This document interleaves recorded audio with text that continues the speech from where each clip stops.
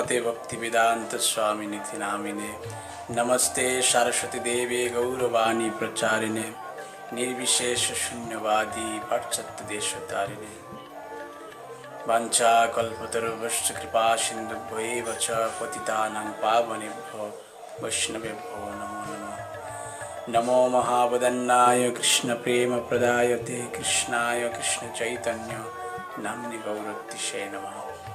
हे कृष्ण करुणा सिंधु दीनबंधु जगतपते गोपेश गोपिका कांत राधा कांत नमस्तुते।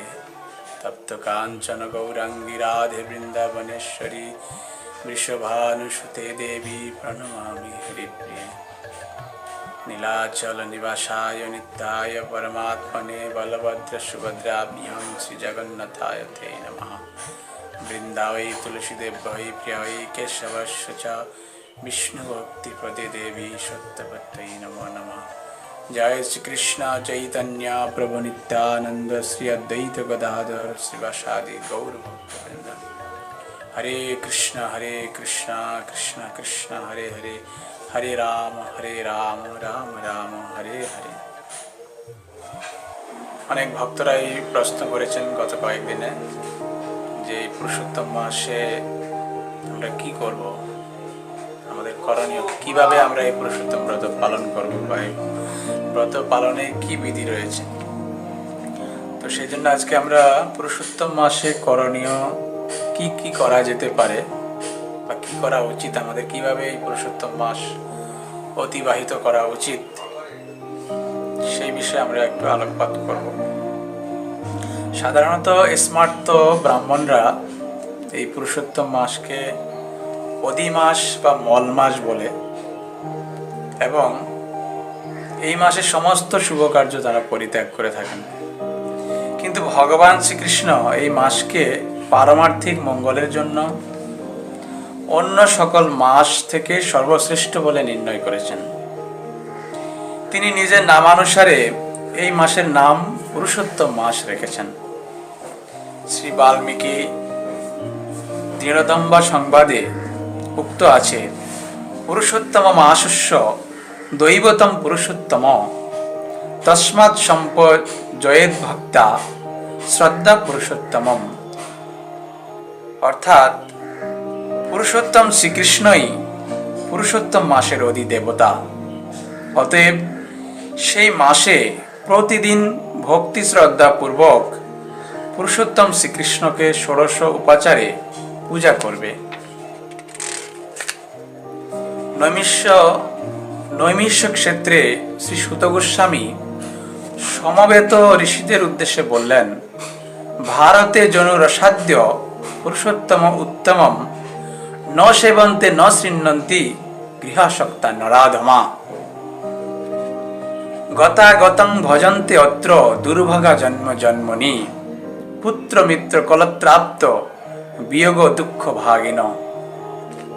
অর্থাৎ ভারতভূমিতে জন্ম লাভ করে যে গৃহাসক্ত নরাধমগণ শ্রী পুরুষোত্তম ব্রত কথা শ্রবণ ও ব্রত পালন করে না, সেই দুর্ভাগাগণ জন্ম মরণ এবং পুত্র মিত্র কলত্র ও নিজজন বিয়োগজনিত দুঃখ ভাগী হয়।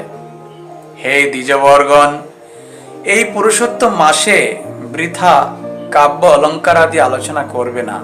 অর্থাৎ জড়জাগতিক কবিতা প্রবন্ধ কাব্য রচনা উপন্যাস এগুলো নিয়ে এই মাসে আলোচনা করা উচিত নয়। পরশয্যায় শয়ন করবে না এবং অনিত্য বিষয় আলাপ করবে না। অনিত্য বিষয়ে যেগুলো জড়জাগতিক জড় বিষয়, নিত্য বিষয় হচ্ছে ভগবানের কথা, ভগবানের ভক্তের কথা, পারমার্থিক আলোচনা, নিত্য জগতের কথা। আর অনিত্য বলতে যেগুলো নশ্বর এই জড়জগতের কথা, সেগুলো হচ্ছে অনিত্য বিষয়। তো এই সময় অনিত্য বিষয় আলাপ করবে না, পরনিন্দা পরান্ন ভোজন ও পরকার্য করবে না। এই কথাগুলো সুত গোস্বামী নৈমিষারণ্যে সমবেত ঋষিদের উদ্দেশ্যে বলছেন। পরান্ন ভোজন অর্থাৎ পরের অন্ন ভোজন, এই সময় নিমন্ত্রণ বাড়ি, বিয়ে বাড়ি, শ্রাদ্ধ বাড়ি, উৎসব বাড়ি এসবে যাওয়া উচিত নয়। আর এই সময় এই জন্য এই উৎসবগুলো বন্ধ থাকে, এই 1 মাস এই কোনো ধরনের অনুষ্ঠান হয় না। তো পরান্ন ভোজন, পরের অন্ন ভোজন করা উচিত নয়, পর কার্য করবে না। বিত্ত স্বার্থ পরিত্যাগ পূর্বক, অর্থাৎ টাকা পয়সা ধন সম্পত্তি নিয়ে কারোর সঙ্গে প্রতারণা চিটিংবাজি করা, এগুলো পরিত্যাগ করে ব্রাহ্মণকে দান করবে। তো কলিযুগে তো ব্রাহ্মণ পাওয়া দুর্লভ, যদি 2-1 পাওয়া যায় যিনি ব্রহ্মজ্ঞানী, ব্রহ্ম জানাতি ইতি ব্রাহ্মণ, যিনি ব্রহ্মকে জানেন তাকে বলা হয় ব্রাহ্মণ। তো কলিযুগের মানুষ তো 2 পয়সার সুতো গলায় দিয়ে নিজেকে ব্রাহ্মণ বলে দাবি করেন। তো শুধু সুতো গলায় থাকলে হবে না, দেখতে হবে তার মধ্যে ব্রহ্মজ্ঞান আছে কিনা, তিনি ভগবানকে পূর্ণরূপে জানেন কিনা, এবং তিনি শুদ্ধ সাত্ত্বিক আহারী কিনা, তিনি কৃষ্ণ ভজন করেন কিনা। তো শাস্ত্রে বলা হচ্ছে মুচি ও শুচি হয় যদি কৃষ্ণ ভজে, শুচি ও মুচি হয় যদি কৃষ্ণ তেজে। যদি কেউ মুচির ঘরেও জন্মগ্রহণ করে কিন্তু যদি কৃষ্ণ ভজন করে তাও সে শুচি অর্থাৎ ব্রাহ্মণ হতে পারে। আবার কেউ যদি ব্রাহ্মণের ঘরে জন্মগ্রহণ করে ও কৃষ্ণ ত্যাজে, কৃষ্ণ ভজনকে ত্যাগ করে, তাহলে সেও মুচির থেকেও অধম। সেজন্য বলা হচ্ছে শুচি ও মুচি হয় যদি কৃষ্ণ ত্যাজে, যদি কৃষ্ণকে ত্যাগ করে, কৃষ্ণ ভজন ত্যাগ করে, তাহলে সে মুচি হয়ে যায়। সে বলা হয়েছে যে ব্রাহ্মণপি সপচাদম হরিভক্তি বিহীনশ্চ চণ্ডালপি দ্বিজশ্রেষ্ঠ হরিভক্তি পরায়ণা। চণ্ডালও ব্রাহ্মণের থেকে শ্রেষ্ঠ হয়ে যায় যদি হরিভক্তি পরায়ণ হয়। চণ্ডালপি দ্বিজশ্রেষ্ঠ হরিভক্তি পরায়ণা। আর ব্রাহ্মণপি সপচ অধম, সপচ মানে হচ্ছে যারা কুকুরের মাংস খায়, স মানে হচ্ছে কুকুর, আর পচ মানে হচ্ছে রান্না করে, যারা পাচন করে, রান্না করে, তাদেরকে পাচক বলা হয়। তো রান্না করা, যারা কুকুরের মাংস রান্না করে খায়, সপচ, স মানে কুকুর, পচ মানে রান্না করা, কুকুরের মাংস যারা রান্না করে এবং খায় তাদেরকে বলা হয় চণ্ডাল। তো চণ্ডালপি দ্বিজশ্রেষ্ঠ হরিভক্তি পরায়ণা, ব্রাহ্মণপি সপচ অধম হরিভক্তি বিহীনশ্চ। ব্রাহ্মণ হয়েও, ব্রাহ্মণ কুলে এই দুর্লভ এবং একটা ভগবানের অত্যন্ত প্রিয় এই ব্রাহ্মণ কুলে জন্মগ্রহণ করেও যদি কেউ হরিভক্তি বিহীনশ্চ হয়, অর্থাৎ হরিভক্তি বিহীন হয়, ভগবত ভক্তি বিহীন হয়, তাহলে তাকে বলা হচ্ছে সপচ অধম, অর্থাৎ কুকুর ভুজি চণ্ডাল থেকেও অধম। তো সেই জন্য এই কলিযুগে প্রকৃত ব্রাহ্মণ পাওয়া খুব দুষ্কর। তো সেই জন্য যদি পাওয়া যায় সেই রকম ব্রাহ্মণ অথবা বৈষ্ণব যারা ভগবানের ভক্তিপরায়ণ, তাদেরকে দান করা উচিত। না হলে কলির যে ব্রাহ্মণ, তাদেরকে দান করলে কি করবে? সে আপনার টাকা নিয়ে সেই মদ খাবে, গাঁজা খাবে আর বিড়ি ফুঁকবে। বলছে আগের দিনে ব্রাহ্মণের মুখ থেকে আগুন বেরোতো, ব্রাহ্মণরা কোন রকম দিয়ে আসলে ছাড়াই আগুন জ্বালাতে পারত, আর এখন আগুন তো বেরোয় না, শুধু ধোঁয়া বেরোয়, ধোঁয়া। আগুন তো বেরোয় না, শুধু ধোঁয়া বেরোয়। এই জন্য কলিযুগের ব্রাহ্মণকে দান না করে বরং যারা শুদ্ধ ব্রাহ্মণ আছে, শুদ্ধ বৈষ্ণব আছে, তাদেরকে দান করা উচিত। ধন থাকার পরেও বিত্ত স্বার্থ করলে রৌরব গমনের কারণ হয়। কেউ আছে টাকা পয়সা নেই, খুবই দারিদ্রতার কারণে মানুষের সঙ্গে প্রতারণা করছে, সম্পত্তি নিয়ে, টাকা পয়সা নিয়ে, সেটা একটা অপরাধ ছোটখাটো। কিন্তু তার থেকে সবচেয়ে বড় অপরাধ হচ্ছে যদি কেউ ধন সম্পত্তি থাকা সত্ত্বেও সেই ধন সম্পদ দিয়ে মানুষের সঙ্গে প্রতারণা বা চিটিংবাজি করে, সেটা বড় অপরাধ। ধন থাকার পরেও বিত্ত স্বার্থ করলে রৌরব নরকে তার যাওয়ার কারণ হয়। প্রতিদিন বৈষ্ণব ব্রাহ্মণ দিগকে উত্তম ভোজন দিবে। প্রতিদিন কি করতে হবে? এই মাসে বৈষ্ণব এবং ব্রাহ্মণ দিগকে উত্তম ভোজন করাতে হবে। বৈষ্ণব বা ব্রাহ্মণ, বৈষ্ণব সেবা, ব্রাহ্মণ সেবা। ব্রাহ্মণ বলতে যারা সঠিকভাবে নিয়ম কানুনগুলো পালন করে, সাত্বিক আহার করে, ভগবানকে ভোগ নিবেদন না করে কোনো কিছু আহার করে না, সেই রকম ব্রাহ্মণ যারা ব্রহ্ম জ্ঞানী, তো সেই রকম ব্রাহ্মণকে দান করতে হবে। এইভাবে ব্রতী নিজে দিবসের অষ্টম ভাগে ভোজন করবে, দিনের শেষ দিকে অর্থাৎ বিকালবেলা, সারাদিন অতিক্রান্ত করে বিকালবেলা ভোজন হচ্ছে এই মাসে প্রশস্ত। ইন্দ্রদুম্ন, যৌবনাশ্ব ও ভগীরথ প্রমুখ রাজাগণ শ্রী পুরুষোত্তমকে আরাধনা করে ভগবত সামীপ্য লাভ করেছিলেন। তো এই মাসে কারা কারা ব্রত করে সাকসেসফুল হয়েছেন, তাদের জীবনে পুরুষোত্তম ভগবানের সামীপ্য লাভ করেছেন, তাদের নাম উল্লেখ করা হচ্ছে ইন্দ্রদুম্ন রাজা, যৌবনাশ্ব ও ভগীরথ। এরা কয়েকজন বিখ্যাত রাজা যারা এই পুরুষোত্তম ব্রতের মাধ্যমে আরাধনা করে ভগবানের সান্নিধ্য লাভ করেছিলেন। সর্বপ্রকার যত্নের সাথে পুরুষোত্তমের সেবা করবে। এই সেবা সকল সাধন অপেক্ষা শ্রেষ্ঠ, এই সেবা সকল সাধন অপেক্ষা শ্রেষ্ঠ এবং সর্বার্থ ফলপ্রদ। যত রকম সাধন ভজন আছে সবচাইতে শ্রেষ্ঠ হচ্ছে পুরুষোত্তম মাসে পুরুষোত্তম ভগবানের আরাধনা করা। আর গোবর্ধন ধরম এই মন্ত্র জপ করে কৌন্ডিন্য মুনি শ্রী পুরুষোত্তমকে প্রাপ্ত হয়েছিলেন। তো গোবর্ধন ধরম মন্ত্র আমরা পরে আপনাদেরকে দিয়ে দেব। এটা পুরো মন্ত্রটা হচ্ছে গোবর্ধন ধরং বন্দে গোপাল গোপরূপিণম গোকুলোৎসব মিশানম গোবিন্দম গোপিকা প্রিয়ম। আপনারা লিখে নিতে পারেন, গোবর্ধন ধরং বন্দে গোপাল গোপরূপিণম গোকুলোৎসব মিশানম গোবিন্দম গোপিকা প্রিয়ম। নবঘন দ্বিভুজ মুরলীধর পীতাম্বর শ্রীকৃষ্ণকে শ্রী রাধার সাথে নিয়ত ধ্যান করতে হবে। যিনি পুরুষোত্তম মাসে ভক্তিপূর্বক এইরূপ করেন তিনি সর্বাভীষ্ট লাভ করেন। এই মাসে যিনি ভক্তিপূর্বক এই আচরণগুলো করেন তিনি যত রকম ওনার অভিলাষ আছে সব অভিলাষ পূর্ণ করেন। পুরুষোত্তম মাসে পরম পুরুষোত্তম ভগবান শ্রীকৃষ্ণের প্রীতি বিধানার্থে নানাবিধ ব্রত নিয়ম গ্রহণ করা যেতে পারে। কিভাবে সময়ের সর্বোচ্চ উপয়োগ করে ভগবানের সেবা করা যায় সেটাই সংকল্প করা উচিত।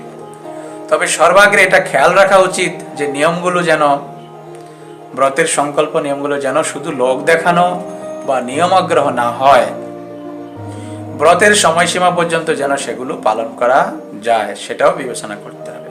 অর্থাৎ এই মাসে যে সংকল্পগুলো গ্রহণ করা হবে সেগুলো এটাও খেয়াল রাখতে হবে যেন সেটা কেবল লোক দেখানো না হয়ে যায় এবং সেটা যেন ব্রতের শেষ পর্যন্ত অর্থাৎ শেষ দিন পর্যন্ত যেন সেগুলো পালন করা যায়। বিভিন্ন রকম ভাবে আমরা কিছু নিয়ম গ্রহণ করতে পারি এই মাসে। যেমন একটা হচ্ছে প্রাতঃ স্নান ও মঙ্গলারতি। এই মাসে প্রতিদিন ব্রাহ্ম মুহূর্তের পূর্বে গাত্রোত্থান করে স্নান ও মঙ্গলারতিতে অংশগ্রহণ করা উচিত। এই মাসে এমনকি একবার তীর্থ স্নান করলে 12,000 বছর ধরে গঙ্গাতে স্নান করার সমান ফল লাভ হয়, তা প্রাপ্ত হওয়া যেতে পারে। যদি কেউ গঙ্গাতে বা বৃহস্পতি সিংহ রাশিতে যখন প্রবেশ করে তখন গঙ্গা স্নান করলে বা গোদাবরী স্নানে যে ফল লাভ হয় তা প্রাপ্ত হওয়া যেতে পারে এই মাসে একবার মাত্র তীর্থ স্নান করার ফলে। এই স্নানের ফলে সকল দুঃখ দুর্দশা দূর হয়। তারপর কি করা যেতে পারে? মঙ্গলারতি এবং স্নান হয়ে গেল, তারপর হরে কৃষ্ণ মহামন্ত্র জপ ও কীর্তন। মঙ্গলারতির পরে মহামন্ত্র জপ এবং কীর্তন করা যেতে পারে।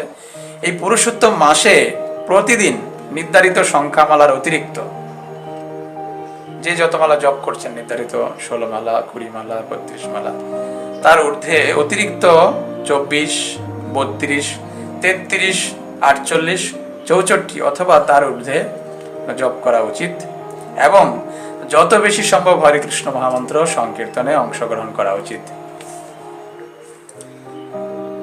জপ হয়ে গেল, তারপর কি করা যেতে পারে না, দিনের অন্য সময় স্তোত্র পাঠ করতে পারেন।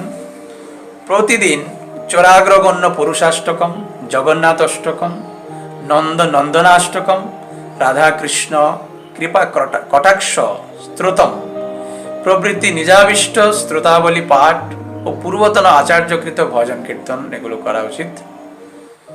চোরাগ্রগণ্য অষ্টকম এগুলো জগন্নাথ অষ্টকম, পুরুষাষ্টকম আপনারা ভক্তিগীতি গ্রন্থে পাবেন, যেটা আমাদের ভজন কীর্তনের বড় বইটি আছে, শ্রীল ভক্তিস্বরূপ স্বামী গুরু মহারাজ কর্তৃক সংকলিত। ওই গ্রন্থে আপনারা সমস্ত এই চোরাগ্রগণ্য পুরুষাষ্টকম, জগন্নাথ অষ্টকম, নন্দনাষ্টকম, রাধাকৃষ্ণ কৃপা কটাক্ষ স্তোত্রম এগুলো করতে পারেন। তারপর আরেকটি গুরুত্বপূর্ণ বিষয় হচ্ছে এই মাসে 33 সংখ্যাটি খুবই গুরুত্বপূর্ণ। এই মাসে 33 সংখ্যাটি বিশেষভাবে গুরুত্বপূর্ণ, তাই রাধা কৃষ্ণের উদ্দেশ্যে 33 বার দণ্ডবত প্রণাম, 33 সংখ্যক প্রদীপ দান, 33 সংখ্যক ফল ও পুষ্প প্রদান প্রভৃতি যে কোনো সেবায় 33 সংখ্যার ব্যবহার। পুরাণে বর্ণিত আছে যে এই মাসে কৌশিক মুনি ও তার পুত্র মৈত্রেয় মুনি ব্রাহ্মণগণকে 33 সংখ্যক আপুপ দান করেছিলেন। আপুপ মানে হচ্ছে আতপ চাল, চিনি আর ঘি দিয়ে তৈরি একরকম পিঠা। দীপদান, পরম পুরুষোত্তম ভগবান শ্রীকৃষ্ণের সন্তুষ্টির জন্য প্রতি সন্ধ্যায় ঘৃত প্রদীপ প্রদান করা কর্তব্য।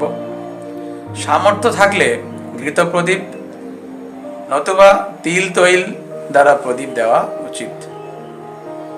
তো যাদের সামর্থ্য আছে তারা ঘি দিয়ে প্রদীপ জ্বালাতে পারেন, আর যাদের সামর্থ্য নেই তারা তিলের তৈল দিয়েও এই প্রদীপ জ্বালাতে পারবেন।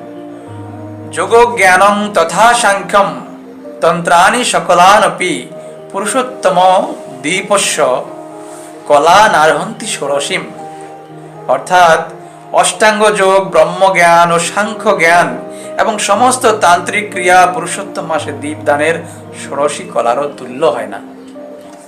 শ্রীমদ্ ভাগবত শ্রবণ করা উচিত। এই মাসে প্রতিদিন শ্রীমদ্ ভাগবত ও অন্যান্য সদ্গ্রন্থাদি অধ্যয়ন করা উচিত। বিশেষ করে শ্রীমদ্ ভাগবতের 10ম স্কন্ধে বর্ণিত ব্রহ্মস্তুতি ও শ্রীমদ্ ভগবত গীতার 15 অধ্যায়। শ্রীমদ্ ভাগবতের কত স্কন্ধ? 10ম স্কন্ধ। 10ম স্কন্ধে যেখানে ব্রহ্মা ভগবানের স্তুতি করছেন সেটা আলোচনা করা যেতে পারে, এবং শ্রীমদ্ ভগবত গীতার 15 অধ্যায় অর্থাৎ পুরুষোত্তম যোগ, পুরুষোত্তম মাসে শ্রীমদ্ ভাগবত শ্রবণ করার যে কি ফল, কি পুণ্য, সেটা বিধাতাও বলে শেষ করতে পারেন না। তারপর রয়েছে, এবার সবাই জিজ্ঞাসা করবেন যে ঠিক আছে এগুলো তো করলাম, কিন্তু খাওয়া দাওয়ার কি হবে? এই মাসে খাওয়া দাওয়ার কি কোনো নিয়ম আছে? কি খাওয়া যাবে আর কি খাওয়া যাবে না? তো এই মাসে যারা চান হবিষ্যান্ন গ্রহণ করতে পারেন। তো হবিষ্যান্ন গ্রহণ করার নিয়ম হচ্ছে, যারা পুরুষোত্তম এই ব্রত করবেন, পুরুষোত্তম ব্রতী হবিষ্যান্ন ভোজন করবেন। গম, আতপ চাল, মুগ ডাল, জব, তিল, মটর, কাঙ্গলি, তন্ডুল মানে হচ্ছে চাল, বেত শাক, হেলেঞ্চা শাক, আদা, কাল শাক, মূলক, কন্দমূল, কাঁকুর, কলা, সন্দব ও সামুদ্রিক লবণ। তো এই যে নানা রকম শাক রয়েছে, এগুলো আপনাদের গ্রামে যারা আছেন তারা তাদের বাড়িতে গ্রামে এগুলো আপনারা পাবেন। বেত শাক, হেলেঞ্চা শাক, আদা, কাল শাক, এগুলো অনেকগুলোর আমি দেখিও নি চোখেও, শুধু নাম শুনেছি। মূলক, কন্দমূল, কাঁকুর, কলা, সন্দব ও সামুদ্রিক লবণ। তো সেই জন্য আমি বিস্তারিত আপনাদেরকে বলতে পারছি না, যেহেতু এগুলো আমি নিজেও দেখিনি। তো আপনারা এগুলো যারা জানেন আপনারা কমেন্ট করতে পারেন। এছাড়া রয়েছে সামুদ্রিক লবণ। তো বুঝেন সামুদ্রিক লবণ মানে যে লবণটা সাধারণত আমরা খেয়ে থাকি, সমুদ্রে উৎপন্ন লবণ। সন্দব লবণ, যেটা পাথর থেকে উৎপন্ন হয়। দধি, ঘৃত, অনুদ্ধৃত দুগ্ধ সার, কাঁঠাল, আম, হরিতকি, পিপল, জিরা, শুট, তেঁতুল, ক্রমুক, আতা, আমলকি, ইক্ষুজাত চিনি, মিশ্র অতৈলপক্ষ ব্যঞ্জনাদি, এই সমস্ত হচ্ছে হবিষ্যান্ন। মিশ্র অতৈলপক্ষ ব্যঞ্জনাদি মানে হচ্ছে বিভিন্ন রকম উপাদান দিয়ে তেল মশলা ছাড়া যে তরকারি বা সবজি আপনারা রান্না করা হয় সেটা হচ্ছে অতৈলপক্ষ ব্যঞ্জন। আরও কিছু নিয়মাবলী আছে, যেমন সর্বপ্রকার আমিষ, যারা আমিষ আহার করেন তাদের জন্য এই নিয়মগুলো। সর্বপ্রকার আমিষ, যত রকম আমিষ আছে সব রকম আমিষ বর্জন করা উচিত। মৎস্য, মাংস, মধু। অনেকে খুব গর্ব করে বলেন আমি মাংস খাই না। কি খান? মাছ খাই, মাছটা খাই, মাংস খাই না। তো তারা মনে করে যে মাংস না খাওয়াটা একটা খুব বিশাল বড় কার্য করে ফেলছেন উনি, মাংস না খেয়ে মাছ খাচ্ছেন, এটা খুব ভালো কাজ। তো আসলে শাস্ত্রে বলা হচ্ছে যে মাংস খাওয়া অনেক ভালো, মানে ভালো বলতে মাছ খাওয়ার থেকে ভালো। তো অর্থাৎ মাংস খাওয়ার থেকে মাছ খাওয়াটা আরো বেশি খারাপ, আরো বেশি জঘন্য কাজ। কেন? শাস্ত্রে বলা হয়েছে মৎস্য বক্সাৎ সর্ববক্সাৎ, অর্থাৎ মাছ খাওয়া মানে সব খাওয়া হয়ে গেল। আপনি যদি ছাগলের মাংস খান, মানে পাঁঠার মাংস খান, তাহলে আপনি একটা প্রাণীকে খেলেন, ছাগল খেলেন। কুকুরের মাংস খেলেন তো কুকুরের মাংস খেলেন, বিড়াল খেলেন তো বিড়াল খেলেন, নেংটি ইঁদুর খেলেন তো শুধু নেংটি ইঁদুরে খেলেন। টিকটিকির যদি ছাটনি করে খান তাহলে শুধু টিকটিকি খেলেন, আরশোলা ভাজা খেলে আরশোলা ভাজা খেলেন। কিন্তু যদি মাছ খান, মাছ খাওয়া মানে সব খাওয়া হয়ে গেল। কেন? মাছ এমন কিছু নেই জগতে মাছ খায় না। কুকুর মরা, বিড়াল মরা, ইঁদুর মরা, ছাগল মরা, গরু মরা, মানুষের মল মূত্র, এই যে বাচ্চাদের মল মূত্র পায়খানা আপনারা এগুলো মায়েরা ধুচ্ছেন নদীর জলে, পুকুরের জলে, সব এই মাছ খেয়ে নিচ্ছে। আমরা পুকুরে গিয়ে না ছিটকে কি ওগুলো বের করে দিচ্ছেন, আপনি ফেলে দিচ্ছেন জলে, আর মাছ এসে করে খেয়ে নিচ্ছে। আর সেই মাছগুলো আবার মানুষ বাজার থেকে কিনে খাচ্ছে। তারপর গ্রামের দিকে দেখবেন খোলা পায়খানা থাকে মাঠের ধারে, গড়ের ধারে, সেখানে মানুষ মাঠের মধ্যে পায়খানা করে, খোলা জায়গায় পায়খানা করে। আর সেই মাছগুলো, সেই খোলা পায়খানাগুলো খেয়ে খুব তেলতেলে হয়ে যায়, চকচকে। আর বাজার থেকে যারা মাছ কিনতে যায় ওইগুলোই আগে কিনে, কেন ওগুলো খুব তেলতেলে হয়ে যায়। কি খেয়ে হয়েছে সেটা তো বুঝতে পারছে না। তো সে যারা মলমূত্র খাচ্ছে, পায়খানা খেয়ে ওরা আরো বেশি তেলতেলে হয়ে যাচ্ছে, আরো বেশি পুষ্ট হয়ে যাচ্ছে। আর সেই পায়খানা খেয়ে খেয়ে তাদের শরীর তৈরি হচ্ছে পায়খানা দিয়ে, আর সেটা মানুষেরা কিনে খাচ্ছে টাকা দিয়ে। তো দেখুন এটা কত বড় মূর্খতা। সাধারণ মানুষ, একটা কেউ মারা গেলে, সে যত প্রিয়জনই হোক, যত আপনজনই হোক, সে মারা গেলে আমরা কি করছি? তাকে ঘর থেকে বের করে দিচ্ছি। সারা জীবন হয়তো একই মশারির নিচে ঘুমালাম, কিন্তু মৃত্যুর পরে কি হলো? তাকে ঘর থেকে বের করে দিচ্ছি।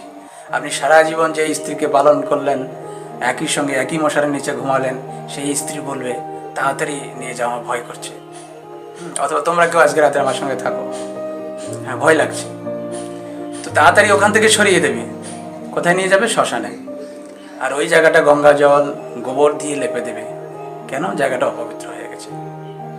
তো যে কোনো মৃত শরীর মানেই হচ্ছে অপবিত্র, ডেড বডি মানেই হচ্ছে অপবিত্র।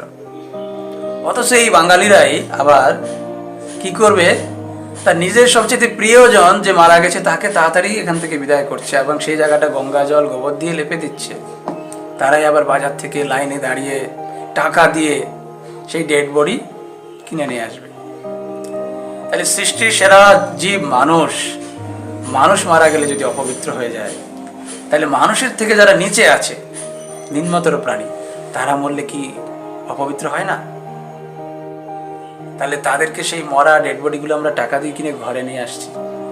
কিরকম বুদ্ধিমত্তা এটা, কিরকম মূর্খামি! সেই ডেড বডিগুলো টাকা দিয়ে ঘরে নিয়ে, শুধু ঘরে নয় রান্নাঘরে ঢুকিয়ে দিচ্ছে। তখন কিছু মনে থাকছে না যে গোবর লেপতে হবে, গঙ্গা জল ছিটাতে হবে, অপবিত্র হয়েছে কিনা।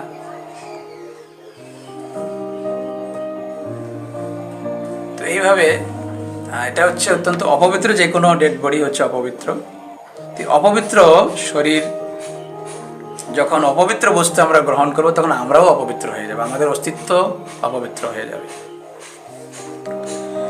তো এই সব রকমের আমিষ, মৎস্য, মাংস, মধু এগুলো বর্জন করা উচিত।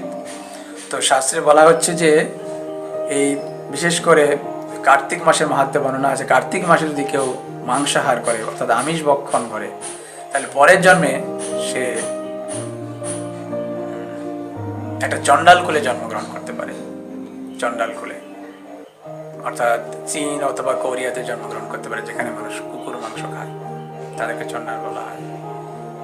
তো বিনা পাসপোর্টে, বিনা ভিসায় আপনি কোরিয়া যেতে চান বা চীনে যেতে চান, তাহলে আপনি কার্তিক মাসে বা এই ব্রত মাসে মাছ মাংস খেতেই পারেন, অসুবিধা নেই।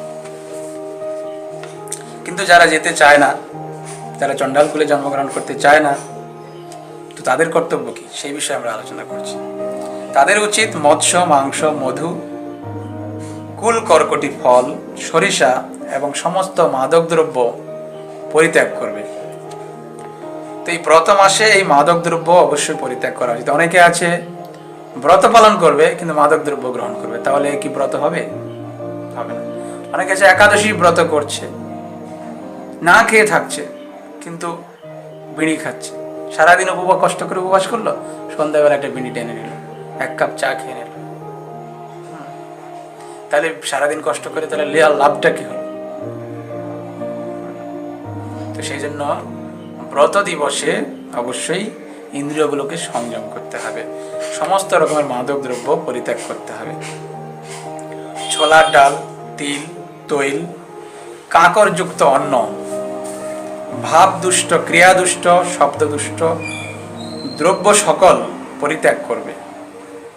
পরান্ন ভোজন, পরদ্রোহ, পরান্ন ভোজন মানে পরের অন্ন ভোজন করা, পরের বাড়িতে পরের অন্ন খাওয়া। পরদ্রোহ মানে অন্যের সঙ্গে শত্রুতা করা। পরদ্বার গমন অর্থাৎ পর স্ত্রী গমন করা, এগুলো পরিত্যাগ করবে। পুরুষোত্তম মাসে দেবতা, বেদ, গরু, গোমাতা, গুরু, ব্রতী যারা ব্রত পালন করছে, গাবি, বেদ মানে শাস্ত্র, এবং গুরু এবং স্ত্রীলোক, রাজা ও মহাজনদের নিন্দা পরিত্যাগ করবে। এগুলো অন্য সময় করা উচিত নয়, কিন্তু বিশেষ করে এই মাসে একদমই করা উচিত নয়। জন্তুর অঙ্গোদ্ভূত চূর্ণ অর্থাৎ কোনো জন্তুর শরীর দ্বারা অঙ্গ দিয়ে তৈরি সেই বস্তু, আমিষ ও ফলের মধ্যে জম্বির অর্থাৎ ঘোড়া লেবু, এগুলো বর্জন করবে। ছাগি, গাবি ও মহিষ ব্যতীত অন্য দুগ্ধই আমিষ। তাহলে 3 প্রকার দুধ আপনি পান করতে পারেন এই মাসে। ছাগি মানে হচ্ছে ছাগলের দুধ, যেটাকে বলে দুধ তো ছাগি দেয়, সেজন্য ছাগি রাখা হচ্ছে। ছাগি, গাবি ও মহিষ, এই 3 প্রাণীর দুগ্ধ ব্যতীত অন্য সমস্ত, যেমন ঘোড়ার দুধ, কুকুরের দুধ, বিড়ালের দুধ, অনেক প্রাণী দুধ দান করে, অন্য দুগ্ধগুলো হচ্ছে আমিষ, সেগুলো পান করা উচিত নয়। বিদেশে অনেকেই, যদি এখানে প্রচলন নেই, বিদেশে অনেকেই ঘোড়ার দুধ, ভেড়ার দুধ ওগুলো পান করে থাকে। ব্রাহ্মণের বিকৃত সর্বপ্রকার লবণ ও ভূমিজাত লবণ, ব্রাহ্মণরা যদি লবণ বিক্রি করে সেইগুলো বর্জন করা উচিত। এবং ভূমিজাত লবণ, ভূমি থেকে উৎপন্ন লবণ, তাম্র পাত্রস্থিত গব্য, তামার পাত্রে যদি গব্য রাখা হয়, গব্য মানে হচ্ছে গাভী থেকে উৎপন্ন যে উপাদানগুলো, দুধ, দই, ঘি, গোময় আর গোমূত্র, এই পাঁচটাকে বলা হয় পঞ্চগব্য। তো গব্য এগুলো পবিত্র, এই পঞ্চগব্য হচ্ছে অত্যন্ত পবিত্র। তো এই উপাদানগুলো যদি তামার পাত্রে রাখা হয় তাহলে সেটা গ্রহণ করা উচিত। চর্মস্থিত জল, তো এটা এখনকার দিনে বোঝা খুব মুশকিল। আগের দিনে দেখা যেত চামড়ার ব্যাগের মধ্যে মানুষ জল রাখত। নিজের জন্য পাচিত অন্ন, এগুলো হচ্ছে আমিষ। আর কি পালনীয় আছে না, ব্রহ্মচর্য অর্থাৎ অমৈথুন, অর্থাৎ এই মাসে কোনো রকম যৌন সম্পর্ক থাকা উচিত নয়। অর্থাৎ যারা গৃহস্থ আছেন তারাও ব্রহ্মচারী এবং সন্ন্যাসীদের মতোই এই মাসে আচরণ করবেন। অধশয্যা অর্থাৎ এই মাসে ভূমিতে শয়ন করা উচিত। পত্রাবলিতে ভোজন, পাতায় ভোজন করা। অনেক ভক্তরা আছেন কলা পাতা, শাল পাতা, এইগুলো হচ্ছে শুদ্ধ, এগুলোতে ভোজন করে। রজস্বলা, ম্লেচ্ছ, পতিত, ব্রাত্য ব্যক্তি, দ্বিজোদ্দেশী, বেদভাজ্য এই সকল ব্যক্তির সাথে আলাপ করবে না। অর্থাৎ এই মাসে রজস্বলা ব্যক্তি, যে সমস্ত রমণীরা অপবিত্র হয়েছেন তাদের সঙ্গে, ম্লেচ্ছ অর্থাৎ যারা মাংসাহার করেন, পতিত যারা পতিত ব্যক্তি, খুবই নিম্ন স্তরের ব্যক্তি, ব্রাত্য ব্যক্তি, দ্বিজোদ্দেশী, দ্বিজোদ্দেশী মানে যারা ব্রাহ্মণ বৈষ্ণবদের বিদ্বেষী, বেদবাহ্য অর্থাৎ বেদ বহির্ভূত, বেদের নিয়ম কানুন যারা মানে না, এই সকল ব্যক্তির সাথে আলাপ করবে না। এই সকল ব্যক্তির দৃষ্টি এবং কাকদৃষ্ট অন্ন, সুতকান্ন, দ্বিপাচিত অন্ন অর্থাৎ দুইবার রান্না করা হয়েছে এরকম অন্ন। দুইবার রান্না করা অন্ন মানে কি, অর্থাৎ সেদ্ধ করা, সেদ্ধ চালের অন্ন। অর্থাৎ সেদ্ধ চালটা কি হয়, একবার যখন ধানটাকে সেদ্ধ করা একবার রান্না হচ্ছে, আবার আমরা সেই ধান ভাঙিয়ে এনে আবার বাজার থেকে চাল কিনে এনে যখন আনছি আবার রান্না করছি, তাহলে দুবার রান্না হচ্ছে। এটাকে বলে দ্বিপাচিত অন্ন। ও দগ্ধান্ন, দগ্ধান্ন মানে যে অন্ন রান্না করার সময় পুড়ে গেছে, দগ্ধ হয়ে গেছে, সেগুলো বর্জন করা উচিত। পেঁয়াজ, রসুন, মুস্তা, ছত্রাক, গাজর, নালিতা, কেমুক, কেমুক নামক মূলা, সাজনা এই সকল পরিত্যাগ করবে। সাজনা ডাঁটা। কার্তিক এবং মাঘেও এই সকল নিয়মে ব্রত করবে। আপনি ওখানে বসতে পারেন, ভালো হয়। সো কার্তিক এবং মাঘেও এই সকল নিয়মে ব্রত পালন করবে।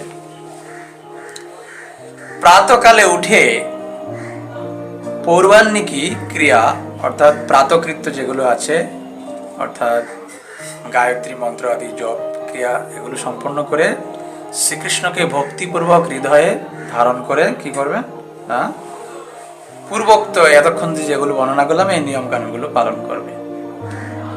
এটা মুনি ঋষিরা বর্ণনা করছেন।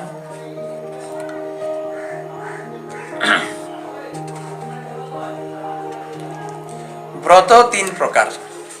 তো অনেকে বলতে পারেন এই এতগুলো নিয়ম এত কঠিন, তো আমরা তো পারবো না, কি সবার পক্ষে সম্ভব না হতে পারে। তো বলা হচ্ছে ব্রত 3 প্রকার, আপনার যেটা পছন্দ সেটা করতে পারেন, যেটা আপনার পক্ষে সম্ভব। একটা হচ্ছে উপবাস, 2 নম্বর হচ্ছে নক্ত হবিষ্যান্ন, অর্থাৎ একটা হচ্ছে পুরো উপবাস, একটা হচ্ছে সারাদিন উপবাস করে রাত্রে হবিষ্যান্ন গ্রহণ। নক্ত মানে হচ্ছে রাত, নক্ত হবিষ্যান্ন মানে রাত্রে হবিষ্যান্ন গ্রহণ করা, সারাদিন উপবাস করে। তারপর রয়েছে এক ভোজন, অর্থাৎ দিনে একবার ভোজন, সেটা বিকালে আপনি গ্রহণ করতে পারেন, বিকালে করলে ভালো, একবার ভোজন। তাহলে কত রকম হলো? সম্পূর্ণ উপবাস, 1 নম্বর হচ্ছে সম্পূর্ণ উপবাস, 2 নম্বর হচ্ছে নক্ত ভোজন, অর্থাৎ সারাদিনে কিছু খাওয়া যাবে না, রাত্রে ভোজন করতে পারবেন। 3 নম্বর হচ্ছে একবার ভোজন করেও ব্রত করতে পারেন। তো ব্রতির পক্ষে যেটি কর্তব্য বলে বোধ হয় তা নিশ্চয় করে এই ব্রত আচরণ করবে। যার পক্ষে যেটা সহজ বলে মনে হবে বা উচিত কর্তব্য বলে মনে করবেন সেটা গ্রহণ করতে পারেন। তো এই মাসে বলা হচ্ছে এই মাসে ব্রত শতক্রতু অপেক্ষা শ্রেষ্ঠ। শতক্রতু হচ্ছে এক রকমের যজ্ঞ। এই যজ্ঞ করলে মানুষ স্বর্গে পর্যন্ত যেতে পারে, কিন্তু এই পুরুষোত্তম মাস ব্রত পালন করলে তারা সকল তীর্থ স্থান তার দেহে অবস্থান করে। যে ব্যক্তি এই পুরুষোত্তম ব্রত পালন করবে এবং সমস্ত দেবতাগণ সমস্ত তীর্থ সকল এই পুরুষোত্তম ব্রতির দেহে অবস্থান করে। তাহলে ভেবে দেখুন এই পুরুষোত্তম ব্রত কত গুরুত্বপূর্ণ। এই পুরুষোত্তম ব্রত কখনোই আমাদের অবহেলা করা উচিত নয়। জয় পুরুষোত্তম মাস কি, পুরুষোত্তম ব্রত পালনকারী ভক্তবৃন্দ কি, জগৎ গুরু শিল প্রভুপাদ কি, জনিতাই গৌর প্রেমানন্দে। সবাইকে অসংখ্য ধন্যবাদ। হরে কৃষ্ণ।